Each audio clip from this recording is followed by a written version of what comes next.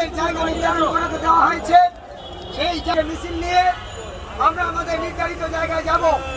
ওখানে গিয়ে যতক্ষণ পর্যন্ত আমাদের বাংলাদেশের তারুণ্যের প্রদীপ্ত অহংকার জনাব তারেক রহমানের বক্তব্য শেষ না হবে, ততক্ষণ পর্যন্ত আমরা এখানে দাঁড়িয়ে বসে থাকবো। ওইখানে বসার তারেক রহমানের বক্তব্য শেষ হওয়ার পরে আমরা একসাথে সবাই আমরা যার যার গন্তব্যে চলে যাবো ইনশাআল্লাহ।